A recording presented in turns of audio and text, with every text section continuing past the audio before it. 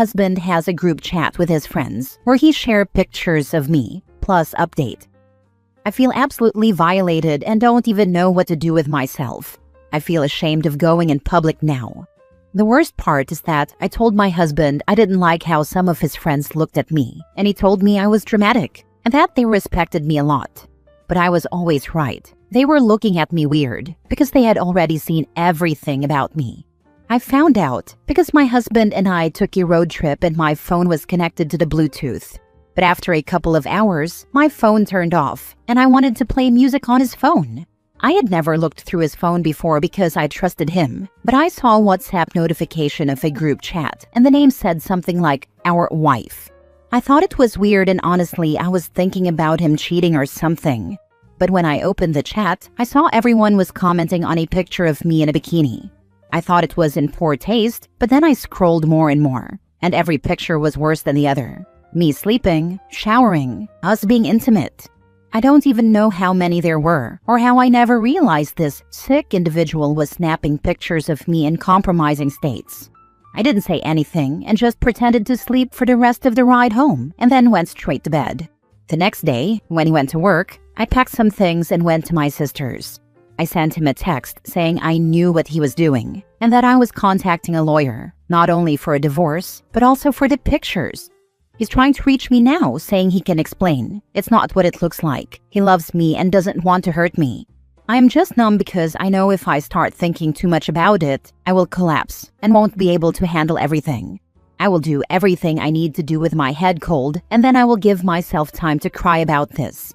But not yet, because I want them to pay for their sick and perverted behavior.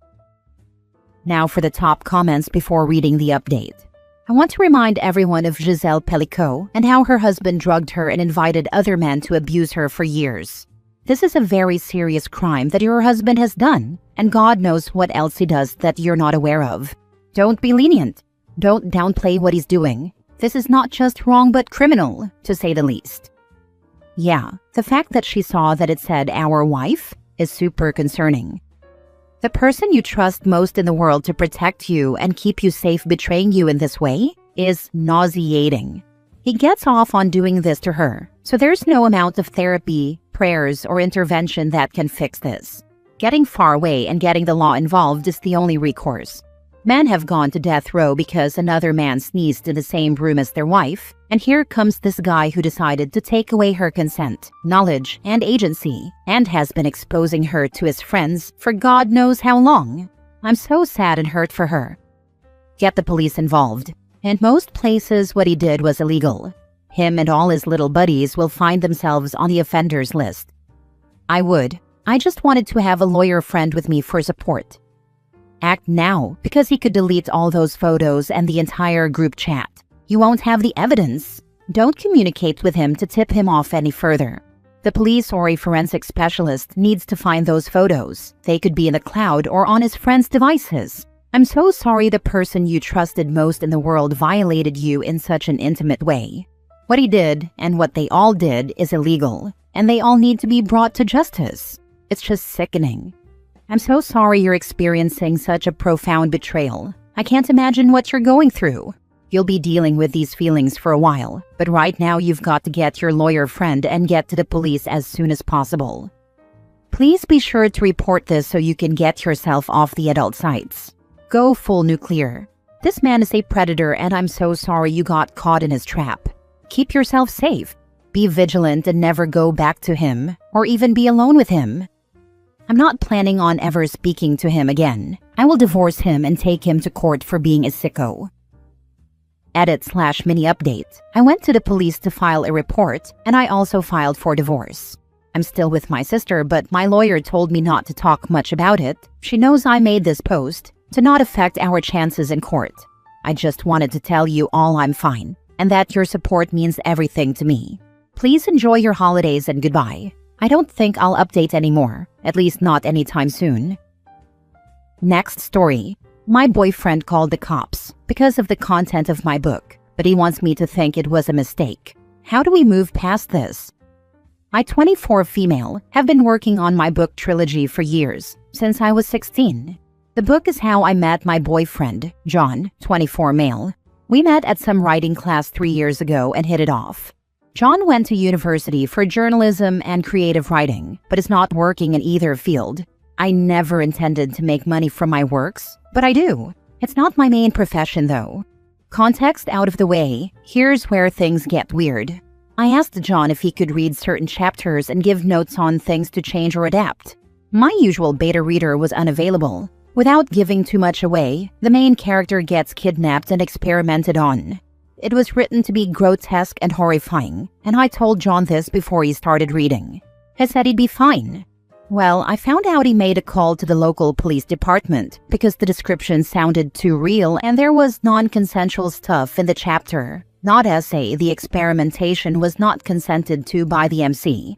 He didn't tell me he made the call. I found out because an officer came to my door the next morning for a welfare check. I was humiliated. I explained everything immediately, and they checked the house, saw nothing, and eventually apologized for the confusion. When I confronted John, he apologized and tried to say the story got in his head. He said it was a mistake, and that I should understand how someone could get worried given the content. He wants me to just drop it. I'm so freaking embarrassed and honestly really creeped out. My writing is dark, but I've been publishing for years, and he's read my material before. This was honestly not even the darkest, most effed up thing I've written. I don't know if this is something we can work through, or if this is a sign of a deeper issue. I genuinely can't imagine why he'd call the cops if he was so disturbed, but also stay at my place and be all lovey-cuddly. Could this be an honest-to-God mistake? And how do we move forward? Edit. When I say he made a mistake, I'm referring to calling the police as a misjudgment on his end, not that he literally didn't mean to call the police. What did he hope to achieve by calling the cops? I'm struggling to see how doing that could ever be in your best interests. He said he was concerned that I was processing something through my writing. And he knows my childhood. I wasn't abused or anything. My dad was just kind of an a-hole, which is why he called the cops. Basically, he was worried I had hidden some horrific abuse from him, and he wanted a paper trail. I don't even know if I believe him, but that's what he said. Not a mistake. He knew what he was doing. Plus, make sure you have multiple backups of your work saved to USB and that he can't get access to them. I'd also change your password and make sure he doesn't have any access to your computer. I don't trust that he won't destroy your work in the future. I have everything backed up to hell and back, no pun intended. It's not an honest-to-God mistake. He intentionally didn't tell you he had called the cops. It was a setup. I'm really curious what he actually said to the cops. Hi, this is Bob. I read a scary story that my girlfriend wrote. Please help? This dude is mentally unwell. He probably implied to the police that she wrote the offending material about kidnapping and non-consensual stuff, so thoroughly descriptive and real, that he believes she probably has the desire, plans, or current experience in doing these things. And this guy is 100% a lying a-hole. But there are also tons of people like this all over Reddit who think writers of books, movies, and TV shows write what they know, and that writing about things like SA, rape, violence, and murder for storylines is just the writer tacitly admitting they like those things, and it's what they really want to do to people. It's a freaking weird way to be and think. Last story. I regret leaving my husband. How do I move forward?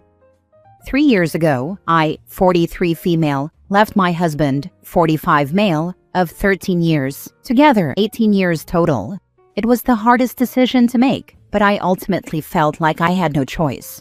We had a wonderful relationship for many years.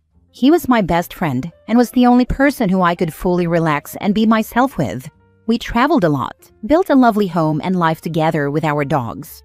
We liked the same things, had the same sense of humor, and were very compatible in day-to-day life. He was chill and calm and really tried to make our life pleasant and happy. However, we were not compatible with the big things in life, mainly finances, house stuff, and communication. This became obvious after we bought our house.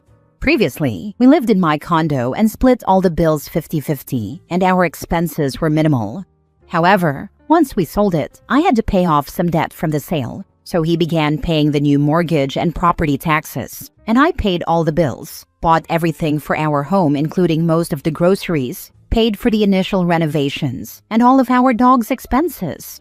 We both made good money, but he made almost twice as much as me.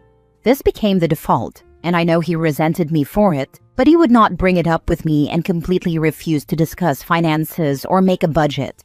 No matter what I said or did, he absolutely refused any communication with me about finances. This became a bigger issue when major home repairs were needed.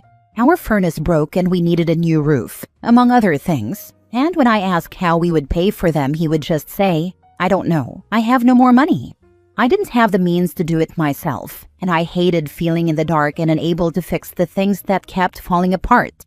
Our yard needed a lot of upkeep, and whenever I would bring something up or try to make a plan, he would tell me that I had a bad attitude, or I'm never satisfied, or I hate our life. I know he tried his best, and to him it seemed like a personal attack, even though I was just trying to maintain our home. I am a person who likes to keep on top of things, and I hated the feeling of overwhelm and helplessness, and things getting out of control with no way to fix them. I felt like it was a sinking ship. Every time I would try to bring something up, he would storm off and I would follow him to try to resolve the issue, and it would become a very toxic circular argument with no resolution, ever. So this is why I left. I could see the writing on the wall and I couldn't see any way that it could work.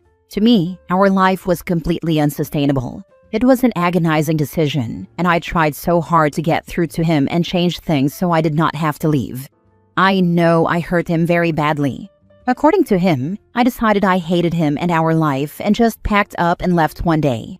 For the last few years of the marriage, I admit I was angry and resentful, and I treated him unkindly. I said awful things to him during our fights, because I just wanted to be heard. He would not listen and talked over me constantly. I developed insomnia and health issues and started sleeping in the basement, and he feels I abandoned him as a wife. I was spending a lot of time and energy on my health, so I totally understand his perspective. But he was never open to changing our lifestyle or downsizing to make things easier on me or on us as a couple. For the first 2 years after leaving, my health issues were really bad, so that was my #1 priority. I was not doing well, so the divorce proceedings didn't happen until recently, when I retained a lawyer. He has done absolutely nothing concerning the divorce. He ignores letters from my lawyer. Because of how avoidant he is, I knew that it would all fall on me. I tried to do things amicably, but he refused to talk about it. He stayed in our home, and I initially lived with my parents. Now I am renting a small basement suite. I have not received 1 cent from him, so his lifestyle did not change, and I've basically started over with nothing. I continued to pay the bills there for a year after I left, to ensure he would be okay so he could make moves to buy me out of the house, which he never did. I think he feels entitled to it all because I'm the one who chose to leave. Regardless, recently having the time and space to reflect, I see his perspective. I see all of the ways that I failed him and our life, and the ways I could have tried harder and done more. I feel so much guilt for what happened with my health and how it got in the way. I see how I did not appreciate him and the little things as much as I should have. I miss my old life so badly that my heart hurts. I miss his company. I miss the comfort of my home and our routines and special holidays. I feel like I have no purpose now. I don't want to start over. I don't want to get a divorce. I just want us to be able to work it out. I feel like as unsustainable as that life was, it's better than what my life is now. I have asked him if he wants to be divorced and he just says, "I don't know." He bailed at the last minute when I tried to go to counseling. He will avoid my calls and texts when I try to talk about the divorce, so nothing ever happens. I'm stuck in this awful limbo of not being able to live the life I co-created, but not able to move forward. What can I do? I want to be able to get through to him and fix it all.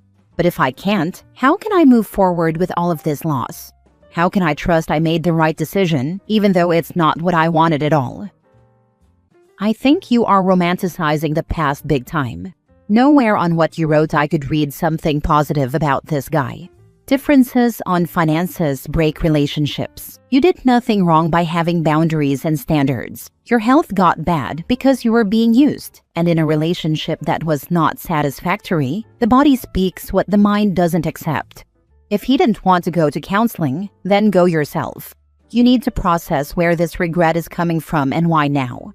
Maybe you feel he's your past chance to be happy, or that after him you'll never meet anyone better. I promise you, you will. But you need to accept this marriage is dead, and it's not your fault he lacks communication skills to be in an adult partnership. Honestly, you need therapy. Any unbiased person who reads this can tell this marriage was toxic as hell, and not how a healthy functioning adult relationship should work. Your husband sounds like he has the emotional maturity of a 15-year-old. You need to get your head on straight, get the rose-tinted glasses off, and stop reminiscing about the good times. There are millions of men in the world, and you will meet someone who you are far more compatible with and can have a happy home and dogs/holidays with. If you sort things out with your husband, the issues will still be there and will probably be worse if anything. Force the divorce through. Get your money from the house even if it means forcing the sale. You are being totally mugged off here. You made your contribution to the marriage and joint expenses in agreement with your husband and are entitled to 50% of the assets. He's an adult. He will be fine. Don't delay any further. It's just dragging it out. My advice is, find something rewarding to do with your time. Anytime you start getting nostalgic, pick up a book or go volunteering or make some art. Meet people who don't talk over you or avoid common sense discussions. You have been blessed with the opportunity for a new life. Don't stay mired in misery. Also, starting over can feel like a plane trying over and over to take off on the runway. Be kind to yourself. Eventually, you'll find yourself safe in the air. This is really good advice, thank you. I appreciate knowing something practical I can do when I get in my own head and feelings.